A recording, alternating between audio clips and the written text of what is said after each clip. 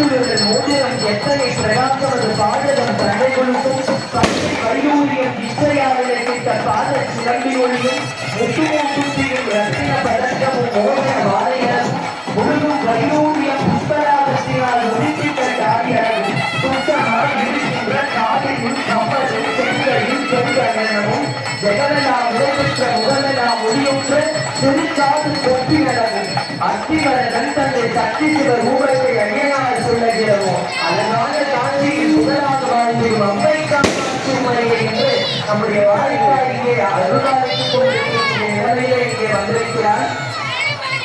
பட்டாசு அப்புறம் வைக்கிறாங்க, இப்ப யாரும் வைக்காதீங்க. பட்டாசு போது இங்க இருக்கிறவங்க மேல விழுந்துரும்.